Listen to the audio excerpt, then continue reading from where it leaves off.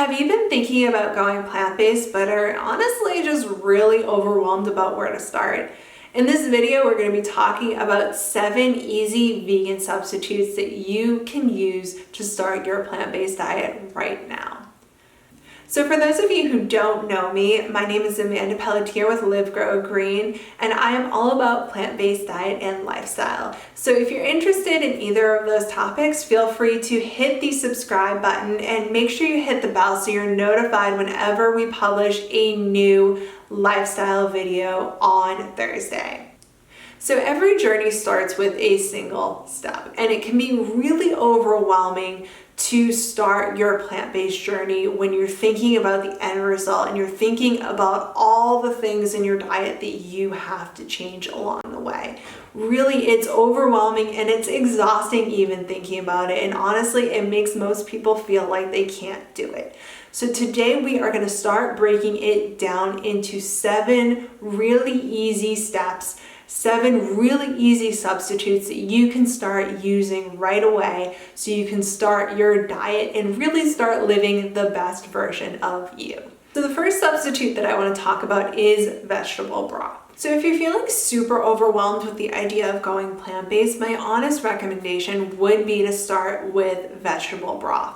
Because there are so many other ingredients that are going into a dish alongside vegetable broth, you're really not going to notice if you're using vegetable broth or chicken or beef stock. Really, it's not that much of a powerful flavor in any dish, whether you're making soup or risotto or what have you. It's not going to really matter to your taste buds because there are so many other things that accentuate that dish.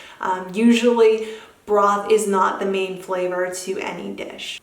So the next thing that I want to talk about is plant-based milk. So one thing that's really unique about plant-based milks is there are so many different types. You have soy, cashew, almond, oat milk, pea protein. There are really just so many different types and brands out there that you get so much variety, which you really can't say for a lot of vegan products out there. So really, this is an opportunity for you to experiment and try different types, try different brands and flavors to find what works best for you. So the next substitute that I want to talk about is agave nectar. And agave nectar works as a great replacement for honey, and honey is often an overlooked animal product, so it is not consumed by people who are doing a plant-based or a vegan diet. So the fourth alternative that I want to talk about is frozen bananas. So if you're thinking, hey, wait, aren't bananas already vegan? They are, but I want to talk about frozen bananas as an alternative to ice cream. And yes, you heard me right. So if you have a sweet tooth, if ice cream is on your list of things that you could never give up, frozen bananas are a great way to recreate soft serve. So you can simply change the flavor by adding different extracts, fruits, chocolate, peanut butter, what have you, whatever flavor you're trying to create, but bananas are the base for that. And I'm gonna link a recipe above so you can actually see how it's made and what it looks like, and really it comes out amazing. So the next alternative that I want to talk about is homemade popcorn. And this is often an overlooked snack because we don't really think about popcorn as not having butter on it. So a lot of people kind of just disregard it and say, okay, I can't have popcorn anymore. It's becoming more and more common to actually be able to buy plain popcorn kernels in the store now, and you can actually homemade your own popcorn. So you can do it the old school way in a frying pan with a lid, or you can also buy a popcorn popper on Amazon. They're about $10. I've had mine now for like 3 years and it still lasted me. So really, you can still enjoy popcorn. You can do it with vegan butter. You can do it with any flavor you like. Really, that option is still on the table for you with very minimal effort on your part. So the next substitute that I want to talk about is vegan yogurt. So a lot of people love yogurt and they really don't want to give it up.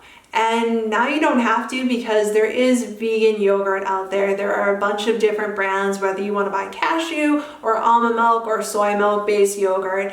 It really depends on your own preference, but really it comes out like a Greek style yogurt. So it really tastes the same, it really looks the same texture wise. There's really not a whole lot of difference in vegan yogurt from regular yogurt other than the fact that it is dairy free. And the final substitute that I want to talk about is vegan bread. So you might be thinking, hey, wait, isn't bread already vegan? There's a lot of bread in the grocery store that actually isn't. A lot of breads contain milk and eggs and honey, and that by default makes them not vegan. So it's a really eye-opening exercise when you actually start going through the grocery store and looking for vegan bread. If you're shopping somewhere that is mostly organic, you might have an easier time than if you're just shopping at a regular supermarket. It really depends on where you live, but it is a great way for you to start getting plant-based foods into your diet with minimal effort. So I hope you enjoyed this video and enjoyed these 7 really easy ways that you can start your plant-based diet right now.